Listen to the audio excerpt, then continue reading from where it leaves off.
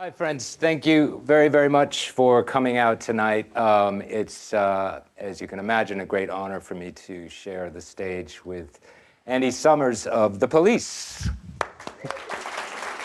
Thank you.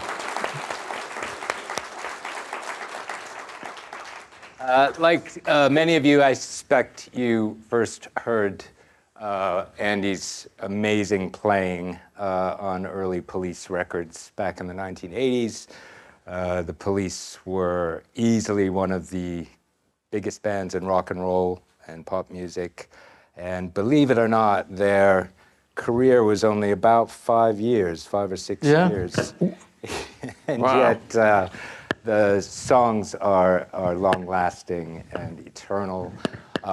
And one of the things I remember, because I was a kid when I heard Police music, was this incredible guitar sound, which really was what stood out on those songs. Not to take away from the songs themselves, but the guitar sounded like nobody else.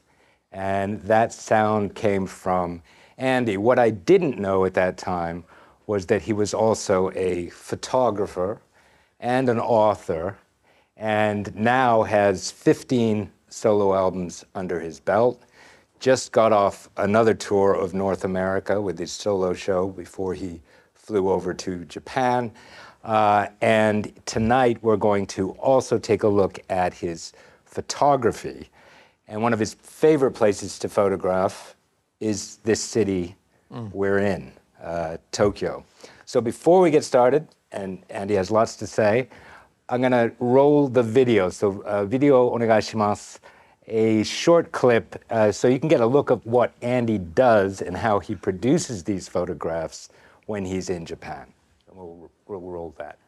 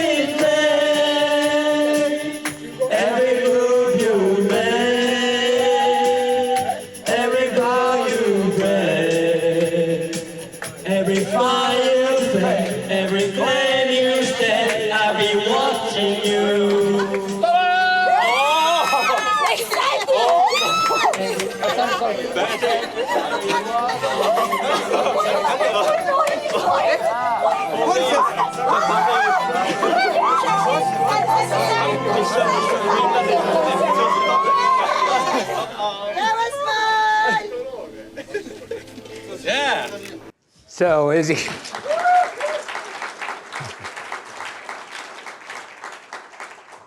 you can see, Andy is not always incognito when he's trekking around in the evening taking photographs. And one of the things we first connected on was Andy's experience, believe it or not, as a 15-year-old boy in Bournemouth, UK, seeing the films of Akira Kurosawa. And particularly the pre-samurai films.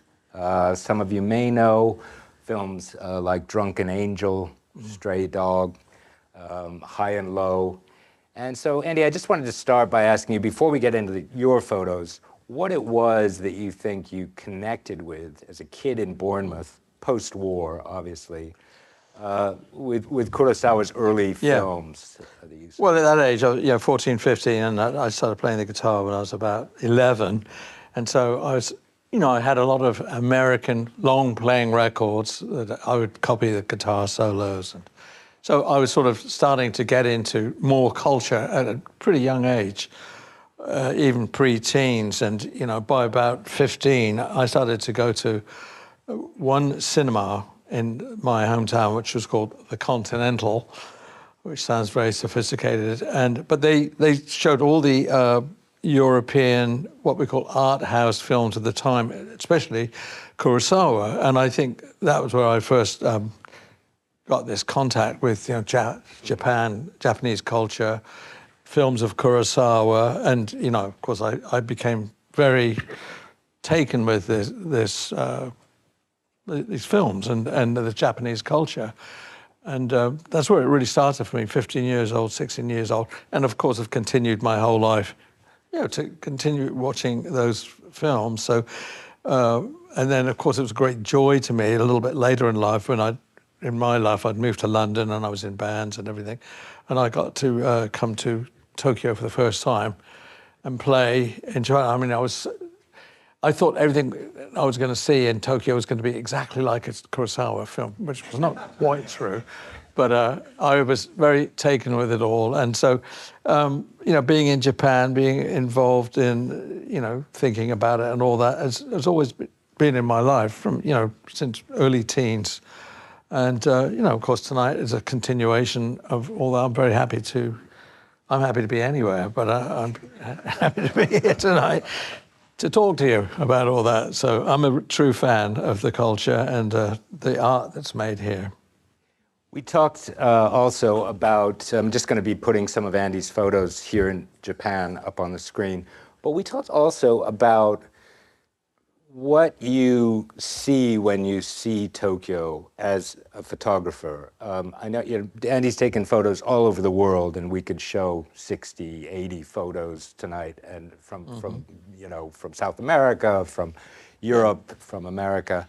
But you said something about the way you see in Tokyo, that Tokyo doesn't look like No, the I other mean, cities you know, clearly, this is not, I mean, I think you can see it immediately in that shot that's up there now, but because probably in my mind, I tend to, I don't know what the word is, but to over-glamorize or exoticize Japanese culture, because I was very into, you know, things like Zen and all that. It was very much at the time when I was growing up, and there was a lot of talk about it as people in the West started to discover things about Japan and Zen and stuff like that. It was very hip at that time.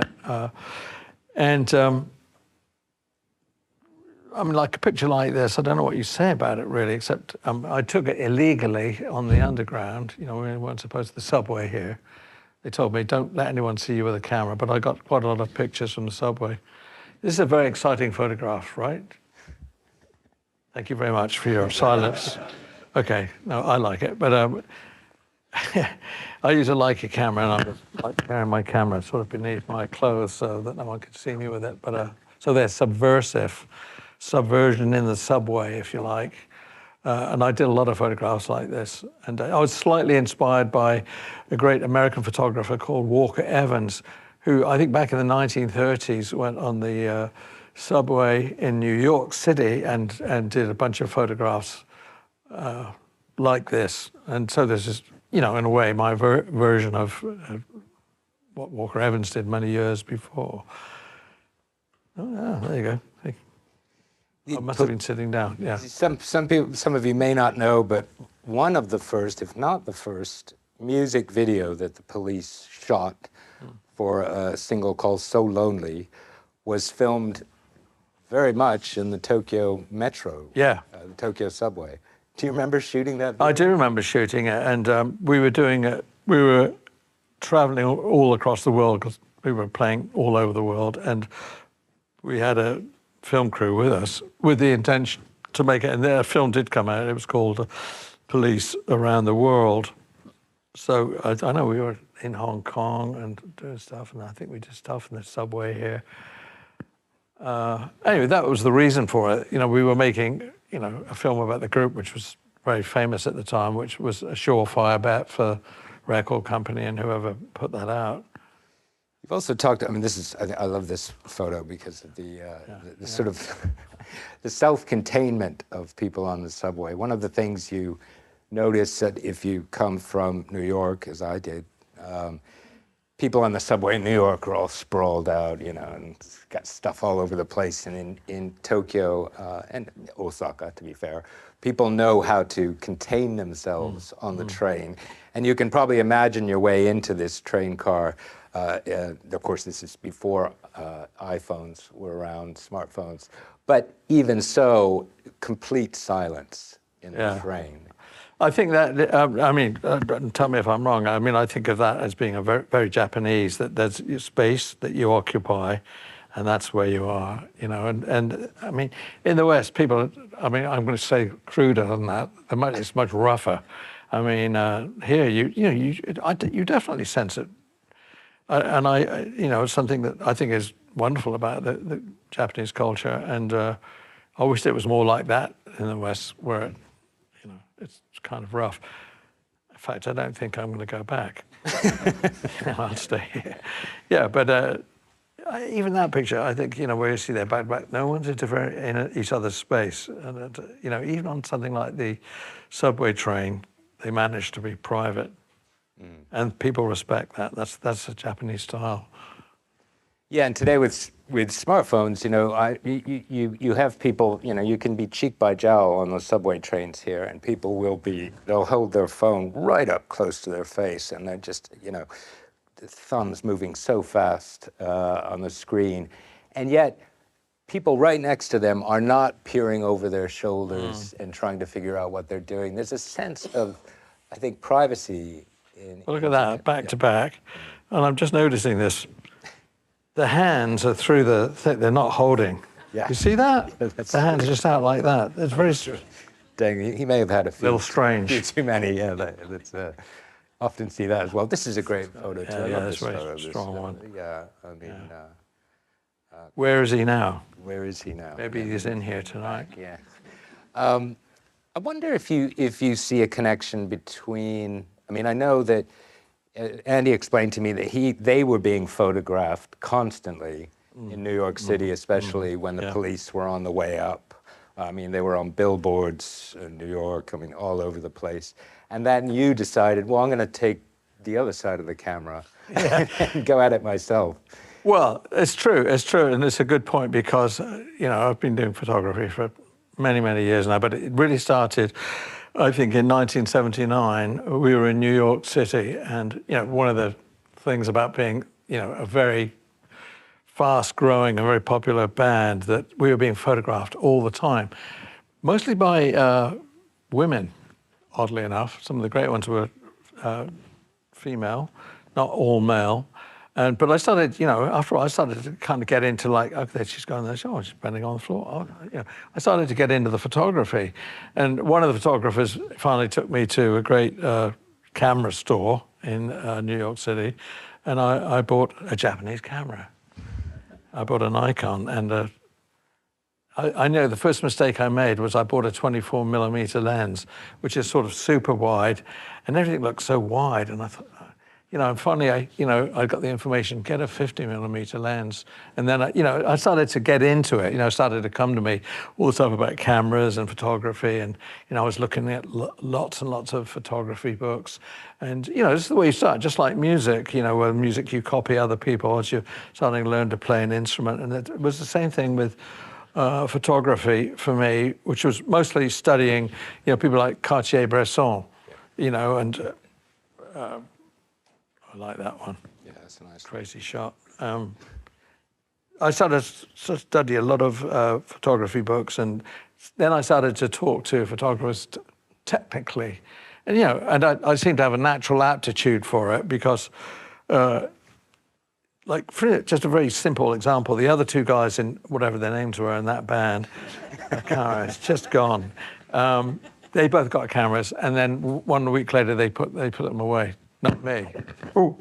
I kept going, and I've had all these many years enjoying photography all over the world, making books, and little films, everything. So it really was a thing for me, very parallel to music. And who was the guy in New York you sussed him? You found this guy that... I became friends with a very great American photographer, maybe the best photographer in the world. His name is Ralph Gibson. It was very simple, actually. I was staying uptown in New York, and I had seen a couple of Ralph's books, and I was, oh my God, this is the guy. This is fantastic. And I just thought, well, I'll call him. Very innocent, sort of naive. I'll call him up and ask him to come over and show me something. But the band was very famous. And so I called him, and he said, well, he picked up the phone. He said, well, I'm going to be up that way tomorrow. I was staying somewhere around 81st Street. And he said, I'll come by and we'll talk. So I had a contract to make a photo book for the William Morrow Book Company. And so I had millions of photographs in the room, all over the bed, all over the floor, everywhere, black and white photos. And he came in and he almost fell on the floor laughing. I was so enthusiastic about it. And he was this great guy. And I had a Stratocaster Fender guitar laying on the bed. He picked it up and started playing. He said, oh, you play? I said, oh, you play guitar as well? I said, yeah. So we don't really know each other, but I'm seeing his work. Obviously, he knew about the police. And so he said, well, let's go and have lunch. And so we wandered out into the street, and we sat there on the street admiring New York and all the lovely, beautiful-looking, well-turned-out ladies that were walking by, like two guys. It was terrible. And but we got into it. He said, well, you should come down to my studio and we'll explore this a bit more. And so what happened was my very first photography book, I got an absolutely brilliant photographer helping me out through it. And I was learning a lot from him. He showed me a lot. And so that was a sort of second birth almost for me with photography from an absolute master. And we're very good friends, and we became lifelong friends right to this day. And hey, Ralph, how you doing, mate? And that's the way, it was a great inside jump into the photography world. It's one of the stories of Andy's life that I've come to learn, getting to know him, is that he really seeks people out. He really goes to people and learns things from people. And so what you hear in his guitar work, for example, is his study of Bartók, is his study of Kenny Burrell, the great jazz player. He's not your typical rock and roll strummer when it comes to pop music. He goes out there and he finds people and he learns to advance his art, to make his art grow, which is not necessarily what rock stars tend to do. So Andy's unique that way. I mean, you went out to California to study music. Yeah, I was in college for 4 years and studied. I went through a period where I really wanted to be a classical guitarist, and I spent about 5.5 years playing 10 hours a day, absolutely riveted with the classical guitar world. But of course, I'd grown up playing jazz more than anything else, so I had all sorts of things I could do with the guitar. But that came to an end, and I left California that time. And what was the question? Sorry, just something I really admire about your spirit. Yeah. Well, I don't know. Going out and learning things. Yeah, I enjoy learning things, and in particular, everything I could about music. And I had this sort of semi-classical training, but had grown up playing jazz, so I was pretty good, at a pretty young age. And but it's still, like anybody else, I had to survive. I had to make a living. And, I didn't want to be a guitar teacher or stay at college or anything like that, because I felt like I was a really good player. And, I returned to the UK, England, and, started a different life with my wife, who is my life. Kate's right here. Just trying to have a red face. Yeah, very good. Anyway, it all worked out in the end, and of course, a band like the Police is sort of a miraculous. It's a once-in-a-lifetime thing. That's what probably all musicians hope for, but don't get. And we were an odd ensemble, but we were very lucky to meet, and there was a spark there that, very lucky. It's something you almost can't put into words, but we seem to have a magic together immediately. And, well, the rest is history, but, I feel very fortunate that, I got that shot. We also, one of the things I love about your guitar work, and not just the Police albums, but when you play solo, your solo records, and I should mention Andy has also scored films, did Down and Out in Beverly Hills. I'm trying to think about Bernie's. I did. Weekend at Bernie's. Yeah. Well, if you live in Los Angeles and you're a musician, I mean, one of the things that you probably should do is do some film scoring, and many people do. It's a rough game. It's not that simple. It's quite political and difficult to be in that scene. And I actually did do that, and but I found the real expression for me was making all my solo records. That's where I felt very free and inventive, and I could try and push my idea of guitar playing forward. And so I was very mentally wrapped up in, creation of my own records and touring behind them, Should mention Andy has collaborated with a number of terrific musicians, if you're interested in the solo albums, including Robert Fripp, fantastic guitarist. He also goes down to Brazil quite often and plays with a group down there, right? Luckily for me, a feature of my life and my musician's life is I connected with somebody, a promoter in Brazil. I was doing actually a guitar duo thing with an English guitarist who was a very good old friend of mine. And we were going around doing these 2 guitar evenings. But I really hit it off with the guy who brought us there, and he just brought me back. And he brought me back again. And we've been doing this since 1995, and I've traveled relentlessly all over South America, in different ensembles, playing, with him. Been a marvelous thing for me, because I want to just say this about Brazilian music and my connection with it, because when I was seeing all these art house films, we call them, with Kurosawa, one of the films that I did see was called Black Orpheus, or Manhã de Carnaval, and it was written by a great Brazilian guitarist, composer called Luis Bonfá. And I have played that song all my life. I might play it tonight, I'll think about it. And so it was a very rich other cultural thing that happened to me in my life, because I went once to play for the guy, and we're like brothers now, and we've continued it to this day. And I'm actually going back in late February, and we're going to go up to the Amazon to play in the city there, and then probably go into the jungle, and that will be the end for me. You'll never see me again.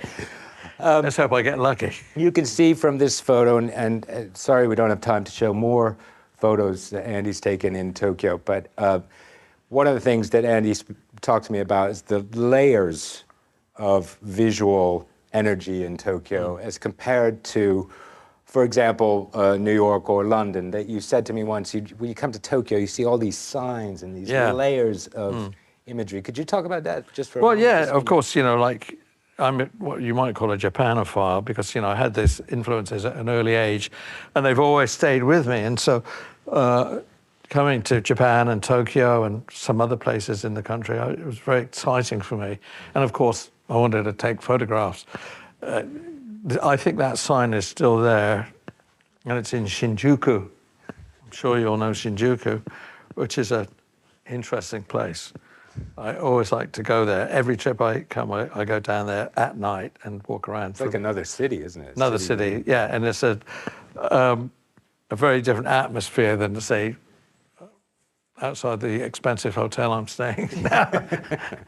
I like to go to Shinjuku. It's funky, and I think that sign's still there. But I usually come and go at least one night every time and walk around for a while. So.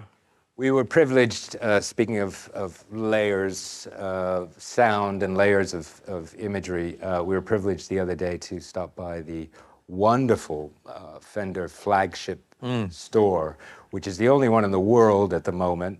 I want to thank Bud Cole and his crew for inviting us in and giving us a great tour of a really beautiful place, which was designed by Mark Dytham, who's here tonight, and Klein Dytham Architecture. Just incredible. If you live in this city, or even if you're visiting, and you like guitars at all, or even fashion, or architecture, please go. It's in Harajuku. It's right by the station. Incredible shop.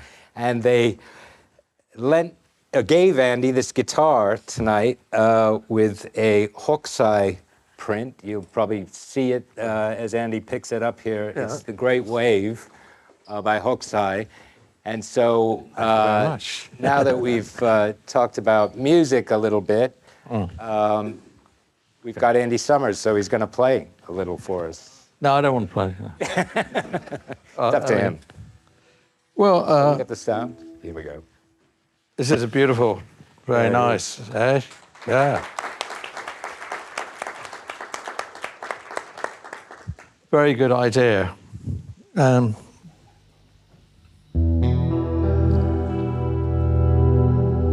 Let's see, what would you like to hear? Whatever you want to play. Message, you could do message.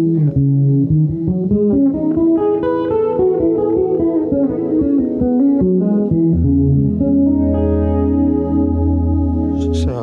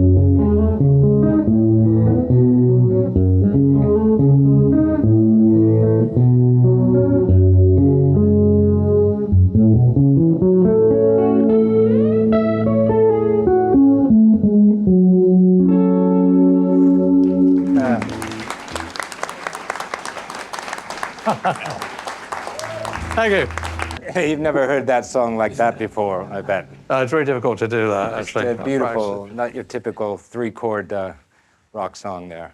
That was beautiful, Andy. Thank you very much. Thank you very much. Because we have limited time, otherwise we'd just sit here all night and turn this into a club. But we have limited time, so I want to also give you a chance to hear some of Andy's prose. Oh. He's a wonderful writer. This book here is an award-winning memoir, One Train Later, which we hope to bring. It's been published in other languages, but I don't think yet in Japanese. So we're hoping that's coming soon, working on that. Yep. One Train Later. This is a wonderful book. I highly recommend it. It's not your typical musician's memoir. It's beautifully written and full of stories that really are not just about the police, although there are wonderful stories about the police, but also about some of the stuff I write about, which is cultural transmogrification and cross-pollination between cultures. Something that's incidentally become maybe even more important as our world seems to becoming increasingly nationalistic and isolated and fearful, unfortunately, of other cultures. And so I'm going to ask Andy to read a bit. I've chosen a couple sections from the book that we can also talk about. This is from One Train Later, and here's a section I love where he talks about really his decision to join the police, which was not as simple as it sounds. No. Okay, I'll do my best Shakespearean business here. August 1977, and now I am the guitarist in the band, but I have a hollow feeling inside and the smell of burning bridges in my head. At home, Kate is encouraging. We talk in the kitchen, discuss it in the bath, lie in bed, and consider the possibilities. She sees the potential and backs me up in the decision, even though it leaves us with literally no income, as I have walked out on the penurious retainer I was getting to play with Kevin Ayers. London is now a maelstrom of mohawks, Union Jacks, bother boots, latex, fetish gear, and amphetamine-driven music. Street credibility is the PC watchword, and the police have none. Because so much of punk is about throwing over the old guard, it is better in this moment, if you want to survive, to have no background in music. As Martin Amis puts it, punk is the celebration of the talentless. And maybe that is the point. By this standard, we are fake, transparently so, but so is a lot of this mad, churning scene, with some of its leading lights being people whose background is something more than the gritty station that punk is supposed to come from. But none of this matters because it's fabulous anyway. This is what is supposed to happen, and it's happening in a fantastic way that only Britain could produce.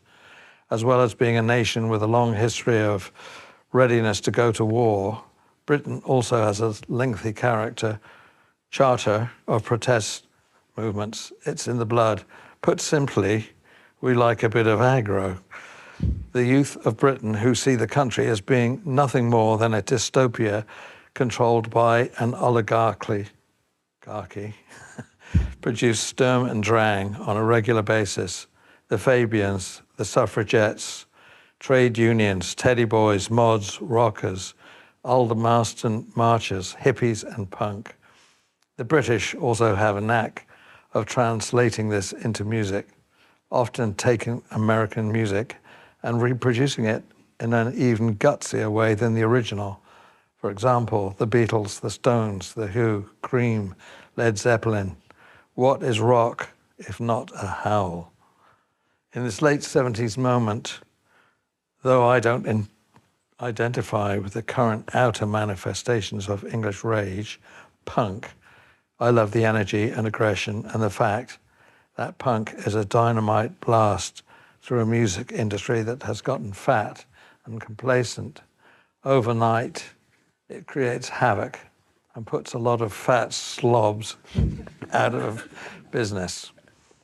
I have thrown my lot in with Sting and Stewart, but now, having to face the hardcore scene, the moment of truth is upon us.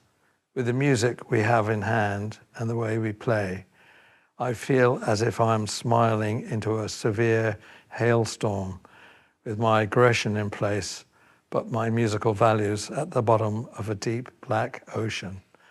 The songs that make up our set are terrible. Stuart has knocked out tunes in a valiant but rapid attempt to give the band a punk edge.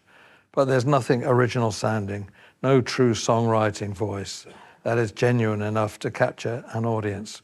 What we have is a fast, furious row, more like three brats misbehaving, more the sound of a fashion statement than a musical message, and it's worthless. In a nutshell, we suck. Yeah. I love it. That's great. I love many portions of this book, the whole book, in fact, but in that particular passage, I love the way you address the fact that, on the one hand, you were musicians, real musicians, trying to survive at a time when that was not cool. To actually know how to play your instrument was a liability. And you also address this, what you call this sort of British knack for taking American music and transmogrifying it, giving it, making it gutsier, you say. And the reason that really resonated with me is because I often write about Japanese popular culture, particularly manga and anime.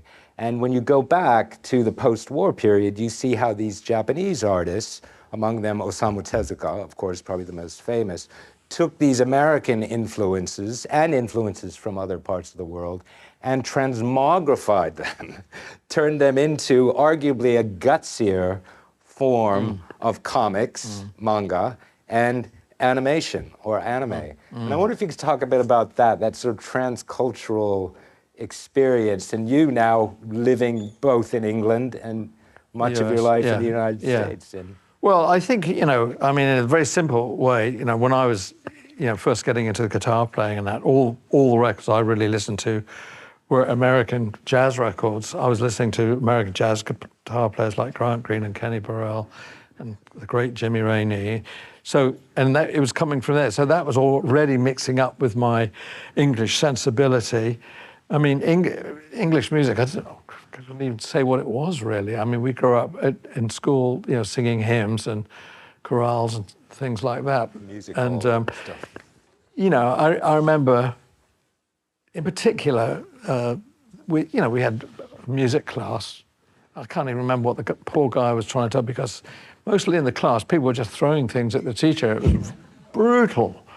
And I was really, 11 years old, I was really getting the thing for music. And I used to listen to a radio program called Radio Luxembourg, and because they played jazz, and I was starting to get this sense of music. I guess, I didn't go, oh, hey, I was born to play music. I'm a musician.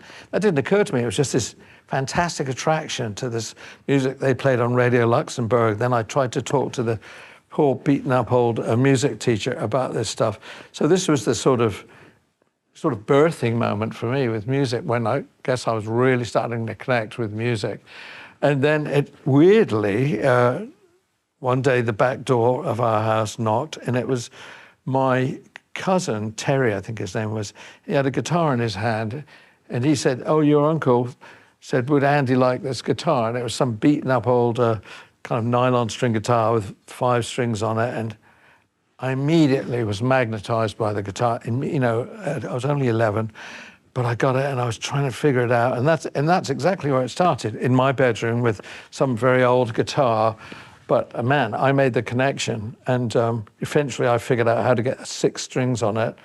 And then I played for 10 hours a day. I just could never put it down. And that was the beginning of it all. And then I started to get the American jazz guitar records, and I spent hours trying to learn solos off these records like Wes Montgomery and people like that.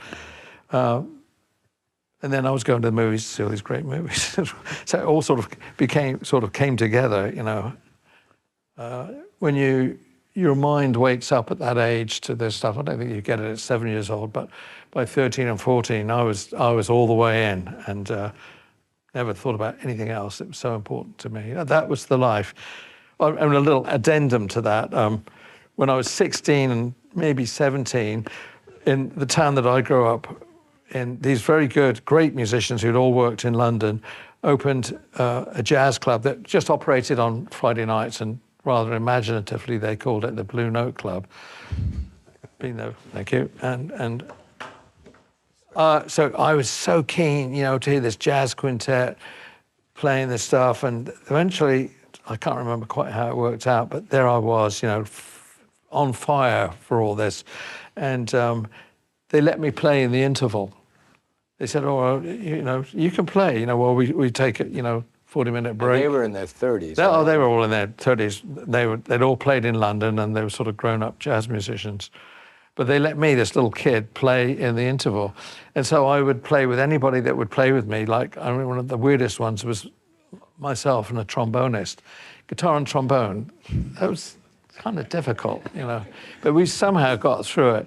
And then it went on. One week I had a bass player. But what happened was that people stopped leaving for the break, and they started to watch me. And just a little kid, and this was just, my whole week was spent thinking about this Friday night where I would be allowed to get up on the stage and do this. It was so innocent. And this went on for a while. And then I guess I was getting better because, I was such a fanatic about playing all the time. And the leader of the other band said, "Will you play one song with us tonight?" I could not believe it, and I got up on stage and I played an old standard called Between the Devil and the Deep Blue Sea. And it was like I was in a trance state or something. I was on another planet, but I thought I played very well. It's probably because the drummer was so great. It was a transforming moment for me, and the path was set in life for me right in that 5 minutes that I played on the stage with those guys. So you really started by playing with a jazz band? Yeah, I started really, once I got through, all the basic guitar stuff, the coolest thing to play really in that period was jazz. That's what everybody aspired to. Like things like the Beatles and the Rolling Stones hadn't really emerged yet to take over popular culture in the way that it ultimately did, of course. And so before that, the music was really more or less jazz was the hippest thing you could play. So that was the earliest influence on me. Of course, as you go on and develop as an artist or a musician, you take in many other forms and influences, and as I did, eventually. Never worked out for me, but, we tried. We tried. Well, I'm going to ask you to read one more passage. Oh, yes. I love this bit about... Okay, this is very good. And he writes about how when the police were starting out, again, they weren't cool. They weren't punk enough to be cool at the time. They were actually trying to play music, and that was not a cool thing.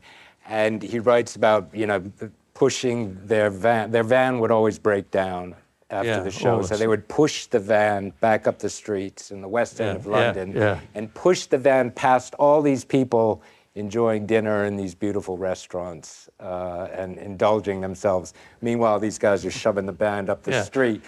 And they got a brief mini tour of North America, playing at CBGB's. Some of you may know the great club, which is now gone in New York City, and playing at the old Rat Cellar, whatever it was, in Boston. And then they came back to London. They thought, we're finished. We're not going to make it. And then they got this gig in Bath, and I'm going to Bath, England. Those of you who are English will know.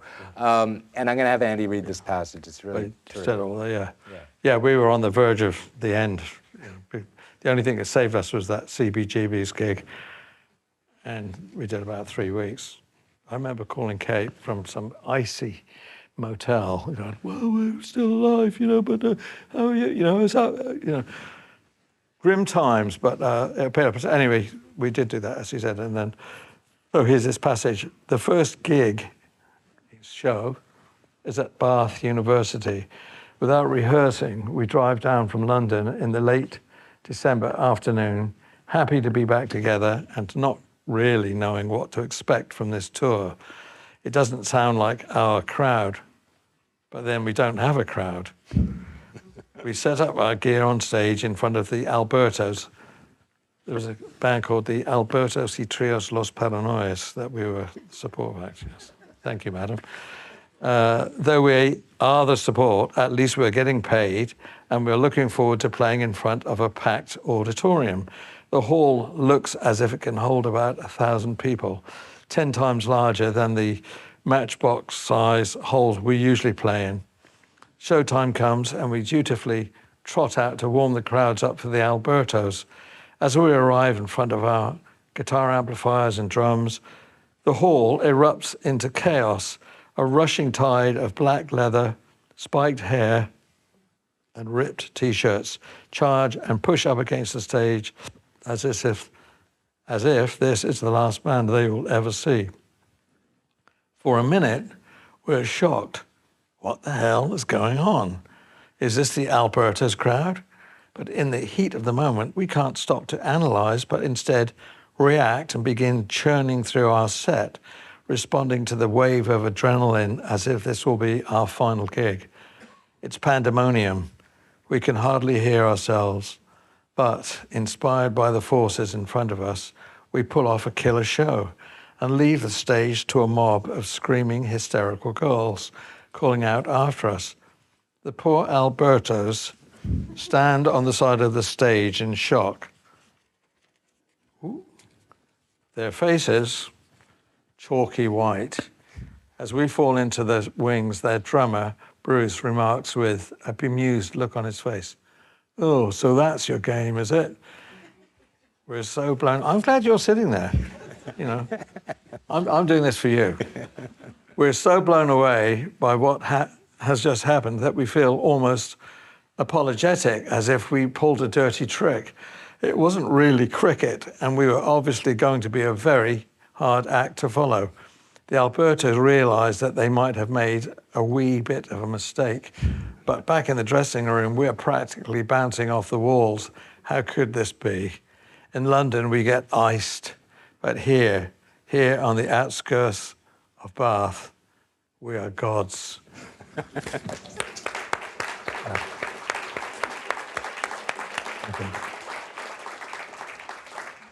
It's still one of your most memorable gigs, isn't it? Yeah, I mean, it's one of those things that you go, why would we ever remember Bath? It was an incredibly significant moment for us. That was when we went, you know what, we're going to make it.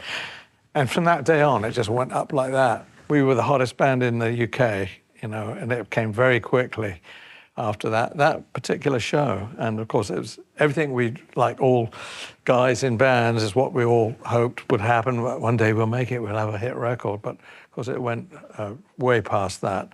But that was the very significant moment. It's one of the things I've interviewed a couple of other musicians in the rock industry, and you know, people who've played before 80,000, 100,000 people in these massive football stadiums around the world.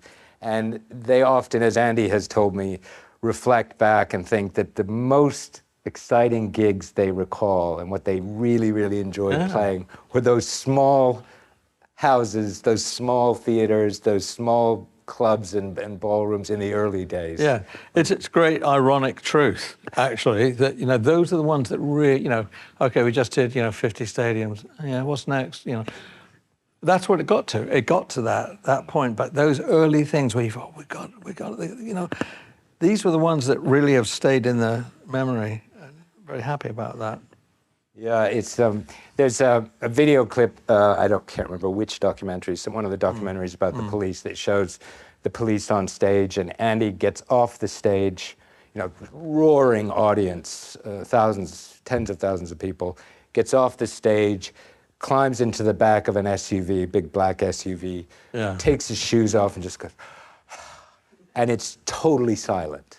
So you go from, you know, 80,000 screaming people to complete silence in the back of an SUV. Yeah, it's very strange. This happened so many times, you know, this incredible stadium full of people. You get in the limousine at the back of the stage, you know, and then 10 minutes later you're in the hotel and it's completely silent and it's like you've never done anything in your life. Very bizarre, like reality adjustment, amazing. A unique kind of trauma, I think. Yeah, no, and it paid well, so no one's complaining, you know. speaking of playing on the stage, I'm going to ask Andy if you'd play a little bit more for us, since Yeah. Fender was so kind And I and do thank generous. Fender. I with mean, this isn't this a beautiful great-looking guitar? This fantastic Look at that. guitar. I mean, come on. Yeah. It's the first. I'd never seen this before we came here. And it is actually an Esquire guitar, Fender Esquire. Well, I'm not sure what to play next. Well, I was talking about Brazil. I was thinking about playing a Manhã de Carnaval, Black Orpheus. Do you like Brazilian music? You know, I go to Brazil all the time, as I said, and there's a very large Japanese population in Brazil, probably the biggest in the world outside of Japan itself. So if I play this song, you might know it. You know, it's actually written by Louis Bonfire for the film Black Orpheus. I said that.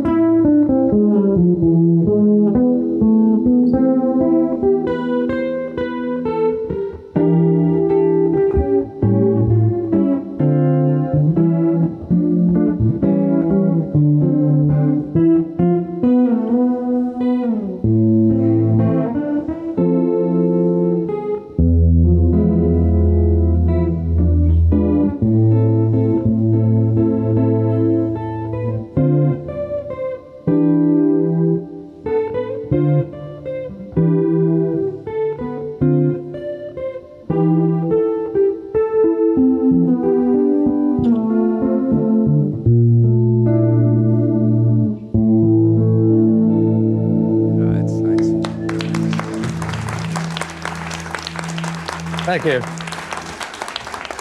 Thank you very much. I'm not really warmed up, so I'm doing my best. So I'd probably make a lot of mistakes, but That's fantastic. I'm better than what you think. This is another book I want to just let you know about, Fretted and Moaning. This Yeah. is a collection of short stories, fiction. And one of the other topics, of the many topics Andy and I have been able to talk about, is his love of literature and his love of fiction writing and poetry. So it goes beyond just the memoir. This is a collection of short stories.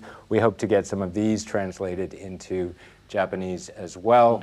I must add here that Andy has read all of Japanese author Haruki Murakami's novels and books in English, all of them.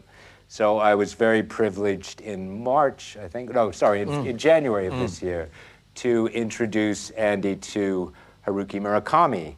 And the two of them spoke together, had a conversation on Haruki Murakami's radio show on Tokyo FM. So it was very, very cool, and we hope to continue that conversation as well.